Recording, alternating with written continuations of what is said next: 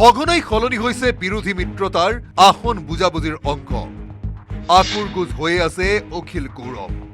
দুটা দিন আসন বুজাবুজিক লৈ মৌন হৈ থকা অখিল গগৈক কংগ্ৰেছে দিছে নতুন চৰ্ত। মিত্ৰতাৰ অংক আজিও মিলা নাই ৰাজ্যৰ বিৰোধীৰ। মৌন হৈ আছে অখিল গগৈ, নিজৰ কামত ব্যস্ত গৌৰৱ গগৈ। পিছে এইবাৰ অখিল গগৈক নতুন চৰ্ত বান্ধি দিলে কংগ্ৰেছে। অখিল গগৈ আকুৰগুজ হৈ আছিল নাওবৈচা, বৰচলা আৰু ধিং সমষ্টিক লৈ। কিন্তু এতিয়া গৌৰৱে কৈছে নাওবৈচা, বৰচলা নহ'ব। নাওবৈচাৰ পৰিৱৰ্তে অখিলক অফাৰ দিছে ৰঙানদী আৰু বৰচলাৰ পৰিৱৰ্তে অফাৰ দিছে তেজপুৰ। যদি সমষ্টি সলনিৰ এই প্ৰস্তাৱ অখিলে মানি ল'ব পাৰে তেন্তে দুই এদিনতে হৈ যাব বিৰোধীৰ আসন বুজাবুজি। ইফালে ধিং সমষ্টিক লৈ সঘন আলোচনা গৌৰৱ অখিলৰ। অখিলে বিচাৰে ধিঙত বন্ধুত্বমূলক প্ৰতিদ্বন্দ্বিতা হওক কংগ্ৰেছ ৰাইজৰ দলৰ। কিন্তু বন্ধুত্বমূলক প্ৰতিদ্বন্দ্বিতা কৰি জয়ৰ সম্ভাৱনা থকা সংখ্যালঘু সমষ্টিটো AIUDFক গতাই দিব নিবিচাৰে গৌৰৱ গগৈয়ে।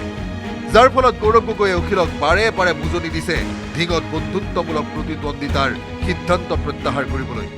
কিন্তু কেতিয়াবাই প্ৰাৰ্থী ঘোষণা কৰি থোৱা অখিল গগৈ এতিয়া বিপদত। দলীয় কৰ্মীৰ মতলৈ অপেক্ষা কৰিছে অখিলে। মিত্ৰতাৰ বাবে এতিয়াও আশাবাদী গৌৰৱ গগৈ। আজিও কৈছো সম্ভাৱনা আছে, মোৰ স্থিতি অটল আছে। শিৱসাগৰ ডিমৌ সমষ্টি ৰাইজৰ দলে বিচৰা সন্দৰ্ভত দেৱব্ৰত শইকীয়াৰ প্ৰতিক্ৰিয়া। জয়ী হ'ব পাৰিলে নাজিৰা সমষ্টিও হেনো এৰি দিব দেৱব্ৰত শইকীয়াই।